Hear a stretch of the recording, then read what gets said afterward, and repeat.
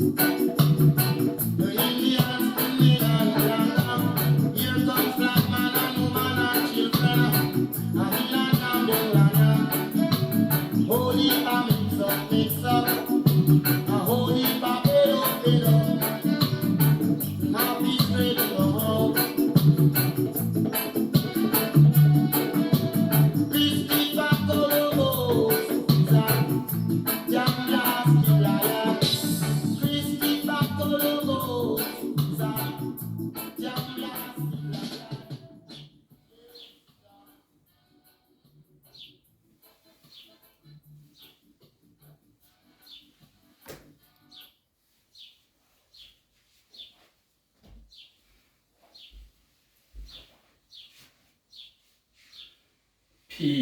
Peace be unto everybody listening to me. Now, I have come again.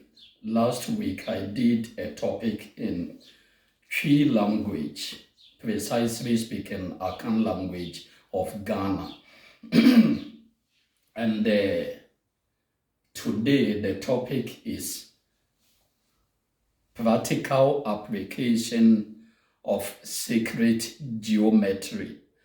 And before I proceed, I will ask everybody that this is a viewer discretion, as I have to start including in my videos that what I'm going to speak about may one way or the other offend or contradict your personal belief.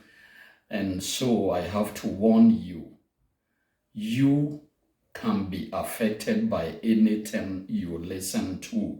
So this is a warning to tell you either to go and leave me alone, and those who will listen and are ready with open-mindedness to learn from others, because we all live to learn. So now I will tackle the topic, but then I will brush over the topic of last week in Twi language. If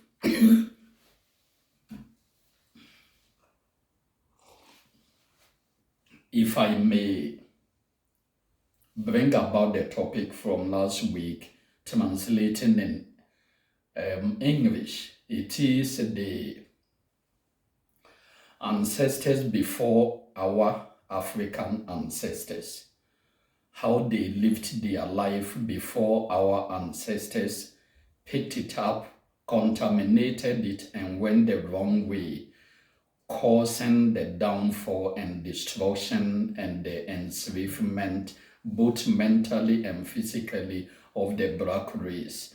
And today I will brush over this in English, and then I will continue with the topic as written on the board, sacred geometry.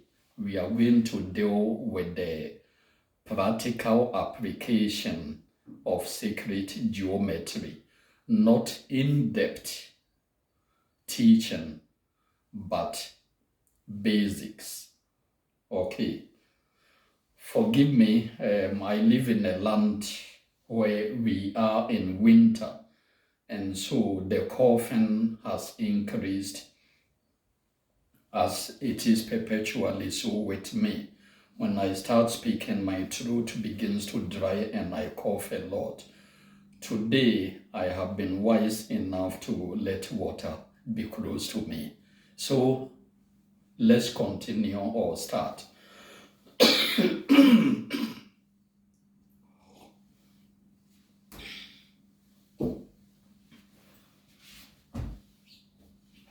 Okay, I explained that this is a symbol from the Akan tradition of Ghana, the original Akan people. And this symbol means it is not forbidden to go back for that which one has forgotten. That's one thing that I have explained now from the video of last week. And then I will now start and stop beating about the bush. Our ancestors, we are claiming, or our so-called spiritualists, African spiritualists of today, are claiming that we need to go back to our ancestors' way of life, because that is what made us strong.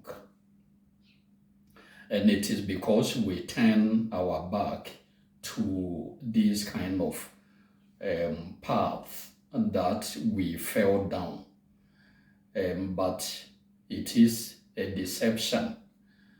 It is rather that which caused the foreign invaders to come to the African continent, and they were able to conquer us easily. Why? It's because our ancestors went astray from a path that they came to meet, and that path is what we call sacred geometry. Sacred geometry started in ancient Kemet, which we may use Egypt. Before our own ancestors, if today you can stand here and you talk about your grandfather and your grandmother, then you should know that they too have grandmother and grandfather, and on and on and on. So therefore, when we today talk about our ancestors, then we should as well know that our ancestors also had their ancestors, and that goes way back to over 3,000 years back. And what did they practice as a spiritual path? They practice the application of wisdom and knowledge in form of sacred geometry, the highest mathematics. The Creator himself created everything using mathematical as tools, and therefore human being also was using these same tools. Nothing can be done without mathematics. If I want to build a house, you need to do some calculation to know the square meter that you are going to build on, and to thereby calculate the square meter that you want the sleeping room to be, the living room to be, the bathroom, and so on, etc. We cannot do anything without mathematics. Even when we are walking according to mathematics. The moment you realize you are going too slow and therefore you need to speed up to catch up with those you are traveling with, it is mathematics. The moment you start doubling your steps, everything is mathematics. And this mathematics is what gives the strongest and the most powerful form of reason to create everything. And the Creator, because he created everything out of his imagination, everything from his brain, the same way we humans also do create with or through our imagination. We always create it, start imagining something that did not exist, and that's the same way we created cars and industrial machines that we have today, which makes life very simple for us. And I also explained in the other video that human being did not begin by using language. We were using science to explain things. And how did science came? It came out of intuition. Okay, and we were first using something like telepathy and intuition and all these to communicate even with each other. And then the simplest became science, which was a development from the other methods or means by which we were communicating. And in the same way, language was then a further development that came out of given signs and tokens and symbols. All these language came out of. So language is a development of pre-existing means of communicating, and language becomes easier, faster, and simpler for us. And it is through language that human beings kept evolving in their dealings with each other and with their neighbors. Then our ancestors, as their own ancestors, were departing from this earth. They started picking the practices of other people, whereas they were warned by their own ancestors not to pick the practices they see around them. They should stay within their own means. But then they went beyond reason and they started picking practices that were suppressing their reason. And so, if I will go back now to continue teaching, our ancestors who were using this to do everything. In fact, they were using symbols to create things, practically and mentally, which you may call spiritually. But the moment our own ancestors went away from here, then they went away from themselves and from the God within them. So they started picking up practices that they believed or saw brought immediate and fast results. And these practices involved sacrifices. The deeper they went into it, the greater the sacrifices. So it graduated from simple sacrifice to complicated ones until they started sacrificing animals. Then it went to their own body parts, that they had to use their own body parts in exchange for fame, for material achievement, and for many, many other things. From this level, they developed to the point of sacrificing their own children. And so making children became something like producing in a factory that mass produced a certain product. And the children were used to appease the gods that they had entered into pact with or entered into contract with. This is the practices they were practicing when it made them go into slavery in Egypt. And when they were in Egypt, they were suffering. And therefore, as they kept crying to the God, the Almighty God, the brain behind this knowledge and wisdom, sent an enlightened brother to go and lead them out of bondage.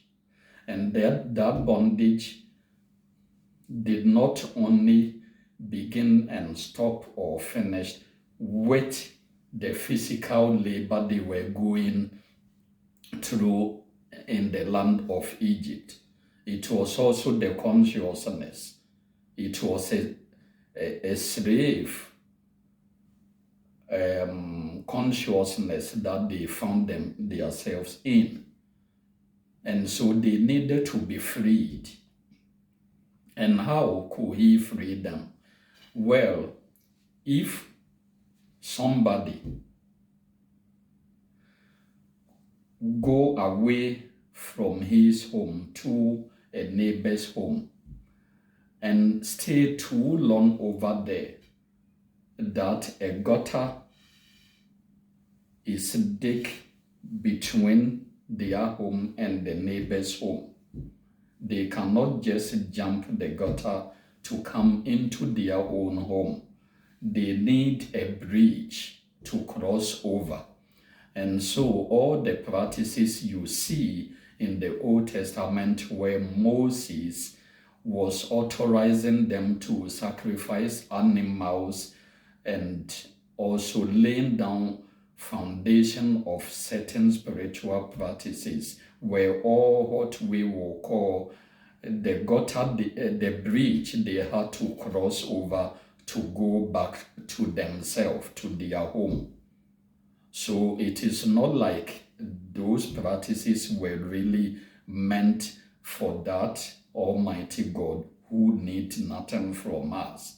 It was for their own thirst for blood, their own blood thirstiness, and their practices that they were so much used to that made it necessary for Moses to lay down this kind of practices that we found in the book of Leviticus and the other places or in the other books of the Old Testament. And today, our so-called African spiritualists or black spiritualists are claiming that the practices of Moses with the Levite priesthood is what we Africans are still practicing, and therefore this is the proof that we need to go back to it. But this sounds like vomiting and going back to lick your own vomit. These same practices that our ancestors were practicing allowed foreign powers and invaders to come and send them into slavery and to steal their mind till this day. So why should we go back to it? When they are confronted with the question, if our ancestors' powers were that strong, how come the Arabs and the white people were able to come and put us into slavery and to take away from us and to control our life and our mind? The answers they give are not all at all convincing. And now we are coming to the answers. The answers I have already explained, because those kind of powers that they went are the very powers that sold them out, because they are powers of darkness. Darkness only comes to steal from you, to destroy you. when it will give you anything at all, it takes the 100-fold away from you. And what it leaves behind for you to enjoy is only troubles and curses for you and your children and your children's children after you. But when our ancestors were here practicing all these, and they abhorred anything that were worshipped, they rather connected to nature and made nature serve them, and they took care of nature. You take care of nature, and nature take care of you or serve you. And that's exactly what our ancestors were doing. But then our own ancestors turned their back to this, and they went serving what should rather serve them. They worshipped what should rather worship them, because the only creator that is made in the image and likeness of the creator is you. And so the moment you give out your glory to what need to serve you, of course you are now going to be the servant. And because these things don't have anything good for you, because anytime you go against nature, you inflict nothing but darkness upon yourself. They only went for spirits of darkness. But the moment you start going back here and practicing here and not looking left or right, you are going to invite the brothers of light towards you, and you are going to do things that will make you show and prove that yes, you were made in the image and likeness of your creator. Okay, I think it's enough. Today, I have come back to give the practical aspects of sacred geometry, but then I will also point out some things that our so-called today's African spiritualists are claiming. They said everybody need to go to his family home, ancestral home, and ask about the name and the practices of their home divinity, and start pouring libation and blood to it so that it will serve and bless them. Please, you are going there and ask some certain old man who know the whole history of your family.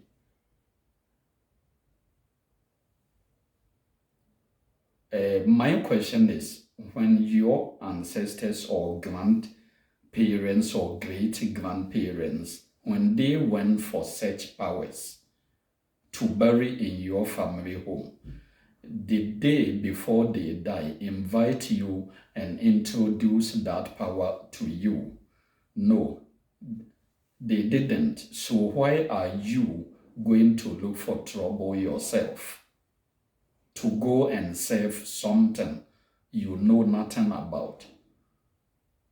It is like a lion sleeping and you going to wake it up. Once the lion is awake, it will realize it's hungry. And either you keep feeding any amount of meat the lion needs, or the lion will catch you and eat you. So let sleeping dogs lie. You do not need any power that you are the one going to search for.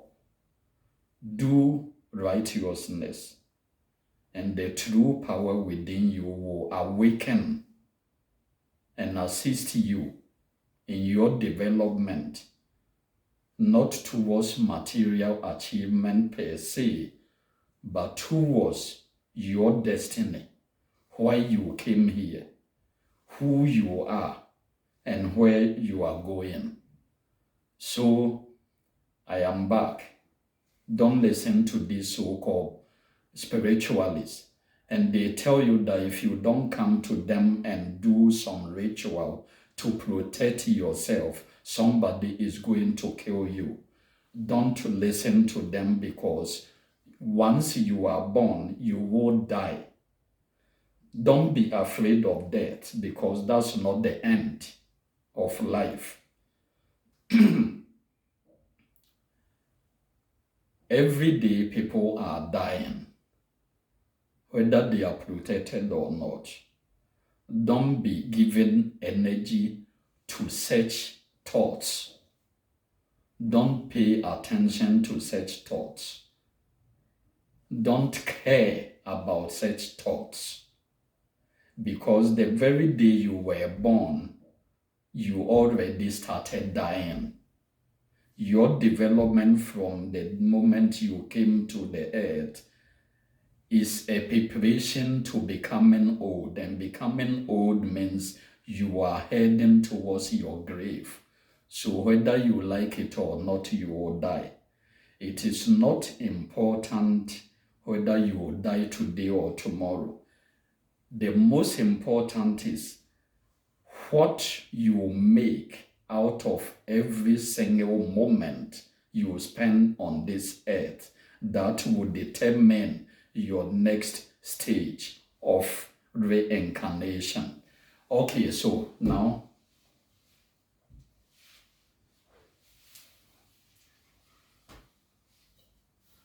we have this clause, okay, and this clause, there is somebody who every single day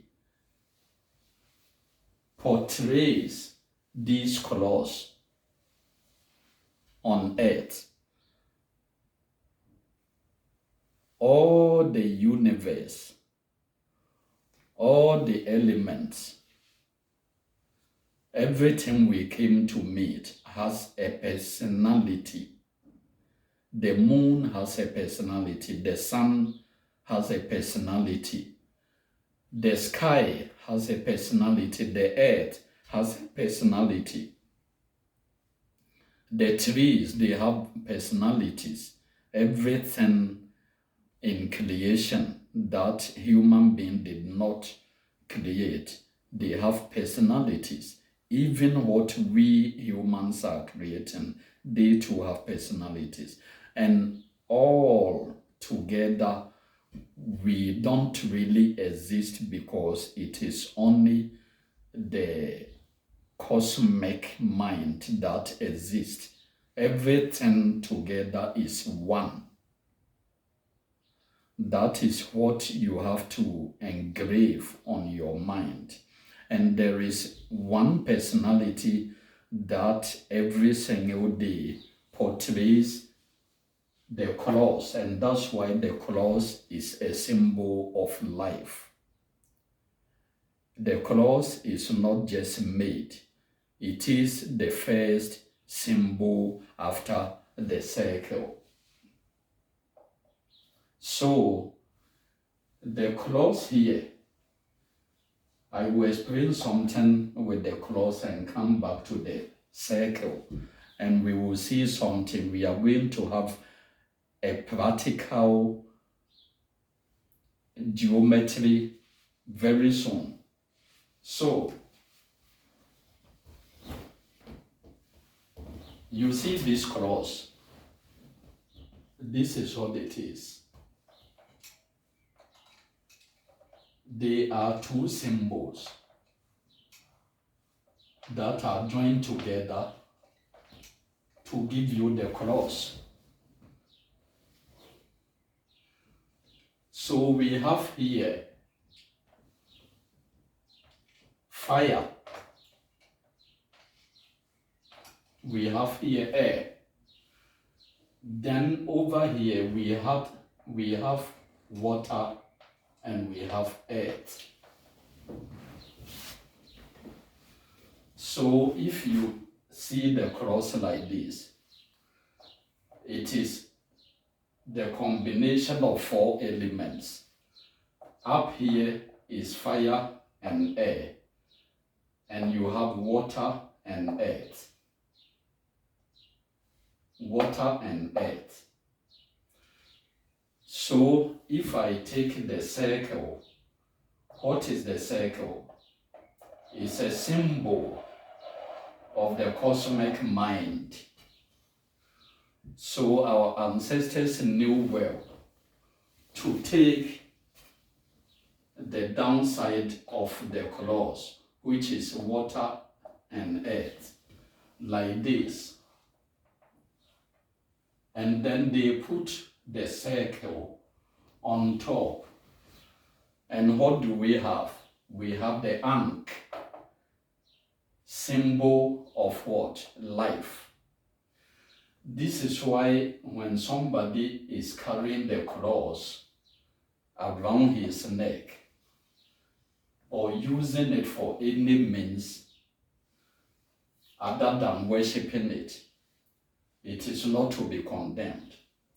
Neither when somebody is using the ankh. It is the purpose, the intention that matters. So, in spirituality, we have some symbols. If you have a square and you make the angles, what do you have? You have triangle facing down, and you have its opposite triangle facing up. Triangle facing down, its opposite triangle facing up. Over here, you have the same triangle facing up, triangle facing down. In spiritual practice and geometry of our ancestors, they used the triangle for physical and spiritual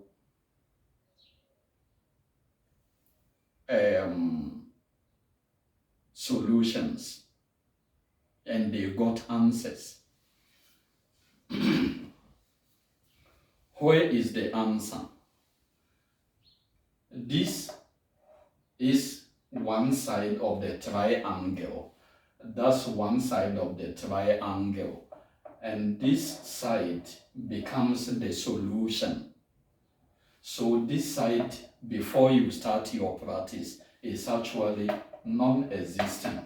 I only have to put it there to explain things to you. So let's clear this off.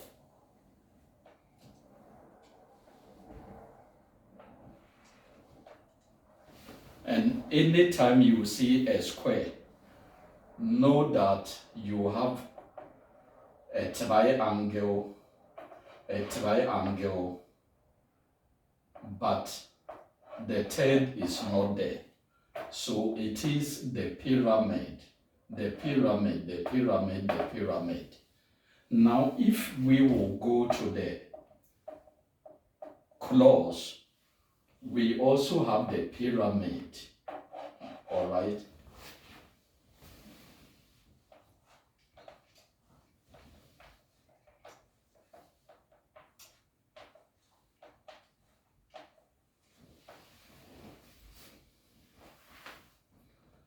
So you have the pyramid times 4.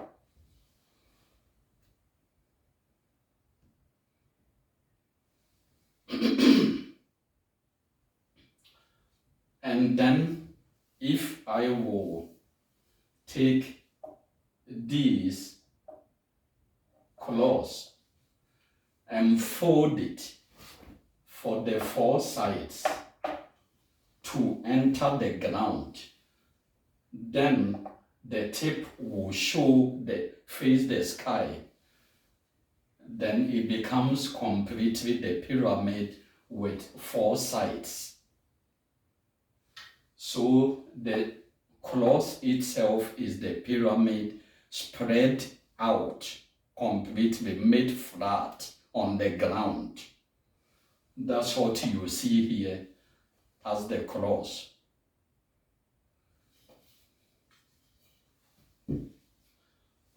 Then we do have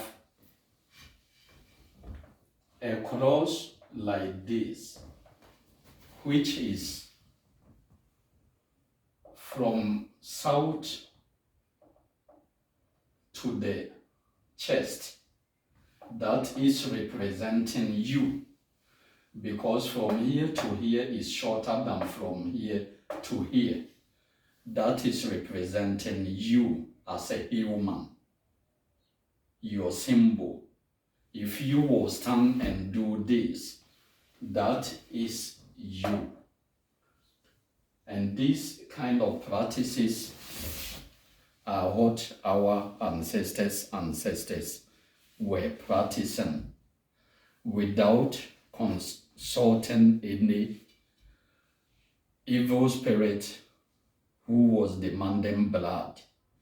Now we will move on to some aspect of spirituality that if you practice this sacred geometry, you need to also practice that. And the two of them will make you see who you are. And that is having contact and connect yourself with nature. Go into the woods, go to the beach, go to where rivers are. Don't go and worship them, go and meditate. Meditation is also another topic. Meditate in nature. Walk barefoot or bare feet when possible. Whenever possible, walk bare feet, because in this civilization, we are so much used to wearing shoes. When we are not wearing shoes, at least we are wearing socks.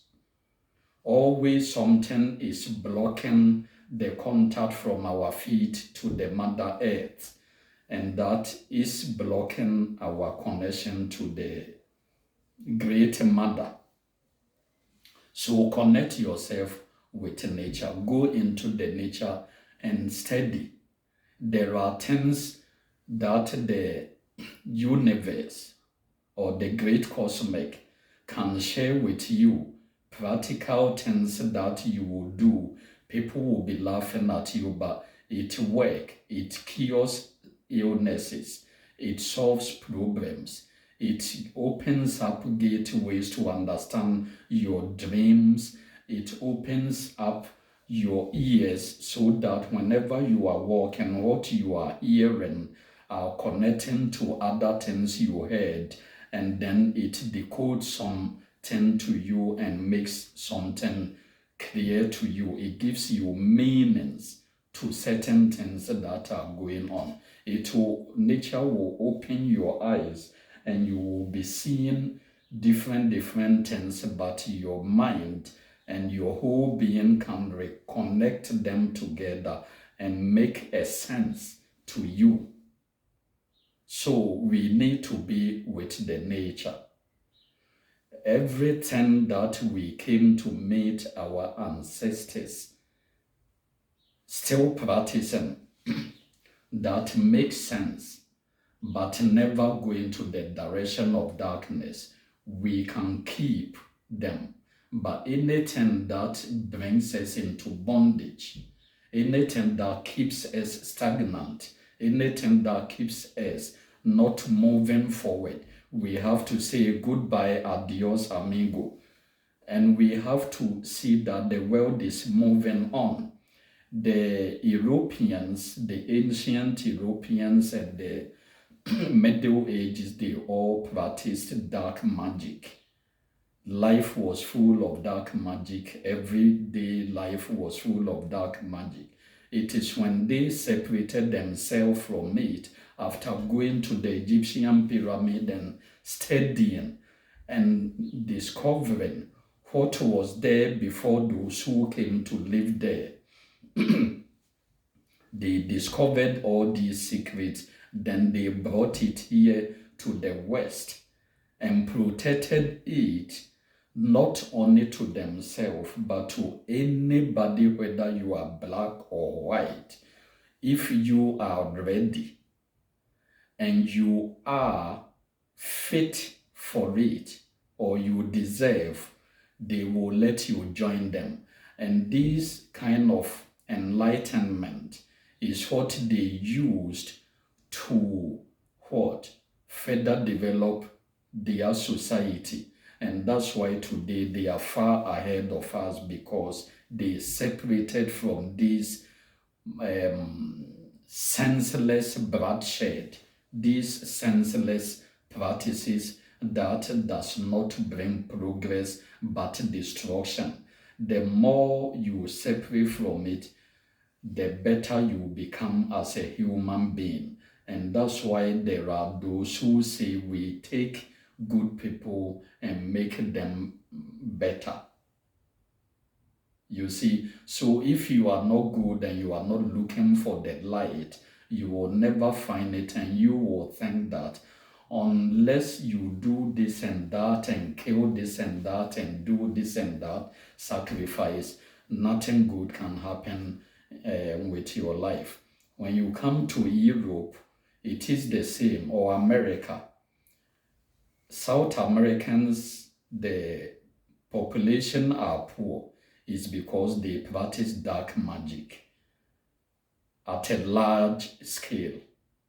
When you go to Africa, the majority, the common people are poor because they practice dark magic at a large scale. Despite their lip service that they are Christians or whatever, they have mixed their dark magic with Christianity. They have mixed it with Islam. Everywhere you go, all these people who practice dark magic, any religion they pick, they mix it up, they fuse it together, and they cause nothing but harm willingly. But if you follow the path of light or the brothers of light, you will never ever think of even hurting a fly, let alone your fellow human being. And that's why the Western world is progressing. Putting aside the practical aspect of exploiting others, even in our present day, of which we know as it was in the olden days, so is it today. Today, our own politicians collide with other foreign business people to exploit us. This is what they did during the slavery days. The white man and the Arabs did not come and just start looting everything. They always work together with those who sell us out, our own leaders. And they are proving it today politically. Even the kingship, they are doing the same by selling a piece of land to thousands of people whilst they come and fight and kill each other. Somebody will suffer his entire life for over 40 years, and the savings, he will take a loan from bank, add to it, and try to bring business into the land where he was brought up, our motherland, for others to get a job to do so that they can also afford. Our politicians will start, and our kings will start selling fake land with fake documents. They will steal everything this person brings, and if he succeeds at all finally to establish a business, you can't imagine how much money he spent in order to make it because of the love for his continent or land. The more they are killing him and pressing him down, the more he gives himself the promise that he loves his land, so he wants to help. So finally, you will start the business after spending so much money. Now with the hope that maybe in 10 years' time, you will recover all that you spent. Not even thinking on profit, but to recover your invested money. All the workers are now coming to loot your company. The moment you start earning money through the company, they will now be calculating how much you pay them compared to how much is left in your pocket. But you are the one who opened the company. You are the one who went through troubles. But our people have a different mentality, and then they blame somebody. They blame the foreign countries.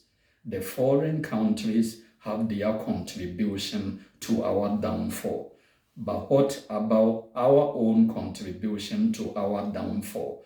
Our own contribution that hinders us from our progress. When are we going to talk about it? So we need to enter into sacred geometry. It sounds complicated, but even a school child can start learning. They took our old tattoo, that is this, and then they gave us a fake one that is very, very senseless. What is pi r squared doing for me today? I went to school to learn pi r squared and different bullshit that, excuse me, my language, today things I don't need. But if a child begins to speak, as our ancestors did, they started immediately to impart the very, very basic knowledge of sacred geometry on the baby until the baby became an adulthood, where they say they are initiating a boy into adulthood or a girl into adulthood. By then, that child know basic wisdom about herbs and many other things. And without going to school, they could create marvelous things. Today, this inner intuition is stolen from us by ourselves and by others. And we don't want to listen to the voice of reason. We rather mock reason. So we perish for lack of wisdom. This little that I brought is to draw your attention no matter where you are, as long as you cry, freedom, Africa, mentally, physically, politically, socially. You are welcome to join me. Watch and request, bring your topics, and I will treat them.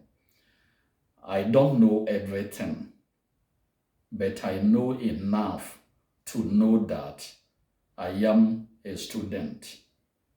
Peace be unto you all, and let's continue in the fight for freedom.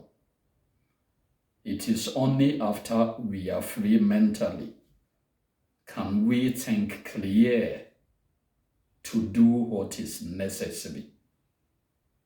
We should not back up from waking the light within us and shunning everything dark. This does not mean black is evil, but if you will connect bad or dark things to your skin color, then you are making a fool of yourself. There is good and evil. Choose good.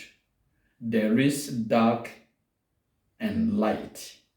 Choose light. There is life and death. Choose life.